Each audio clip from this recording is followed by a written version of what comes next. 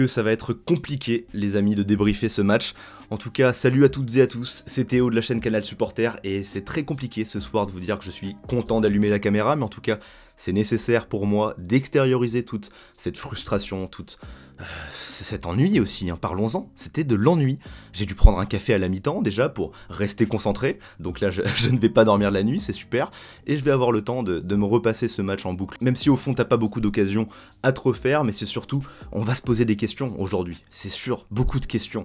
Et juste avant de commencer, je vous invite évidemment pour me redonner un petit peu le moral, me redonner un petit peu le sourire. Si vous êtes ou pas habitué à la chaîne, aux débriefs, aux analyses de mercato, etc., eh bien laissez un petit pouce bleu, un petit abonnement, voilà, c'est pas grand chose pour vous, et pour moi ça signifie énormément. Bref, parenthèse close, et on passe directement au jeu. On commence par la fin, parce que c'est finalement là que s'est produit le plus de jeux, lors des dernières minutes, avec le Paris Saint-Germain qui, à chaque fois, se repose sur des exploits, soit d'Mbappé, soit de ses individualités, pour essayer de gommer tout le mauvais jeu qui a été proposé, et tu as toujours un temps additionnel en fin de match qui est très animé. Donc si on jouait tous nos matchs dans la continuité, dans la globalité comme on joue ces fins de match, on serait la meilleure équipe d'Europe. Mais non, on propose un jeu insipide avec aucune volonté de créer quoi que ce soit. La première mi-temps, c'est une parodie de football. C'est littéralement 3 défenseurs, à savoir Kerrer, Kipembe et Danilo Pereira, et je leur en veux pas particulièrement, hein, mais c'est tout simplement ce qui se passe autour. T'as rien qui se passe autour. Et donc la première mi-temps, si vous voulez, on peut la résumer à simplement le bloc niçois, les 3 défenseurs, donc c'est super, hein, on commence à avoir des bribes de la défense à 3, mais j'ai rarement vu une défense à 3 aussi mal exploitée. Bref, j'en reviens à ma petite explication, tu as 3 défenseurs qui se sont passés la balle entre Kerrer, Danilo, Kipembe, oh une petite passe pour Nuno Mendes, petit geste de Nuno Mendes de temps en temps, voilà, j'aime bien sa montée en puissance lors des derniers matchs, mais sinon, qu'est-ce qui se passe en parallèle? Rien du tout. Dagba, il a tenté 3 dribbles en première mi-temps, il en a réussi aucun. Icardi, en 1 heure de jeu, il a touché 6 ballons.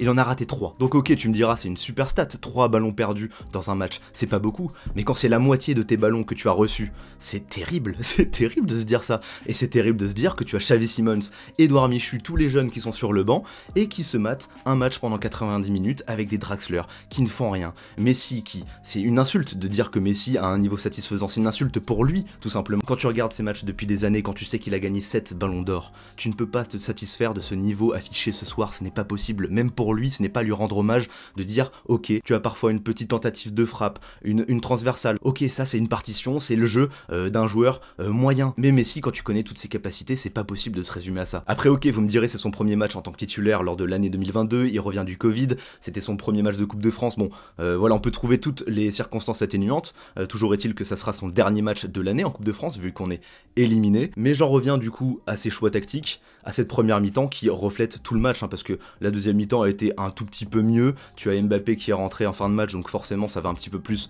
de l'avant, mais encore une fois, les choix qui ont été réalisés dès la conception de cette équipe, de ce 11 de ce soir, reflètent le manque d'ambition de cette équipe. Quand tu alignes une défense à 3 pour avoir 2 milieux centraux, dont Herrera qui est invisible, en tout cas il a tenté des trucs, il s'est pris des petits ponts finalement de Kefren Thuram qui a été très bon, c'est typiquement le genre de milieu qu'il nous faudrait, un mec qui a du ballon, qui a du gabarit, mais bref, nous on préfère se concentrer sur des rumeurs autour de Ousmane Dembélé, tout va bien, t'as que Verratti qui travaille au milieu de terrain, tu n'as que lui qui parle football. Et devant lui, tu places qui? Tu places Icardi qui touche littéralement 6 ballons dans la rencontre. 6 ballons. Et à côté, tu mets qui? Tu mets Draxler alors que tu as Xavi Simons, t'as des jeunes qui en veulent. Et tu l'as vu dès sa rentrée, même s'il a raté son penalty, qui va en tenir rigueur? Qui va jeter la pierre sur Xavi Simons? En tout cas, pas moi. Et je vais plutôt retenir son entrée qui a été intéressante, où lui, il rentre dedans, il a pas peur d'aller au duel. Il propose du jeu, il va vers l'avant, il a le sens du sacrifice. Vous me direz aussi, c'est beaucoup de superlatifs pour lui, beaucoup de qualités que j'énumère alors qu'on ne le voit que trop peu, mais justement, c'est un problème. Encore une fois, il est en fin de contrat et il représente l'un des plus gros espoirs de cette nouvelle génération du PSG. C'est l'un des meilleurs vents frais qu'on a eu cette saison avec les entrées de Michu, de Garbi ces derniers temps. Je vais quand même revenir sur des joueurs qui méritent quelques louanges. Je trouve que la montée en puissance et les bonnes partitions qui ont été proposées ces derniers temps par Thilo Kehrer, par Nuno Mendes sont quand même intéressantes. Gigio Donnarumma toujours impérial, jeu-pied, arrêt, tout ce que tu veux, tout va bien pour lui, même si on aurait aimé qu'il arrête davantage de tirs au but. Après c'est la loterie les tirs au but. De toute façon, les tirs au but ça ne reflète pas la qualité d'un joueur, ça ne reflète pas la qualité du jeu qui a été proposé pendant 90 minutes. Enfin voilà, j'oserais rappeler quand même qu'on est à 15 jours de l'échéance Real Madrid, et il va falloir vraiment se remettre en question. Donc si ça peut faire effet d'un coup de pied au cul et de remise en question, c'est pas plus mal. Mais si on continue comme ça, bah c'est clair, on fonce droit dans le mur. Voilà, c'est tout pour mon débrief qui aura pas été super positif ce soir. Merci quand même à Gigio, merci à Marco, merci à Thilo, merci à Nuno, voilà plein de noms qui finissent en O. Je vais me reposer et je vous dis à très bientôt, c'était Théo, prenez soin de vous et ciao tout le monde.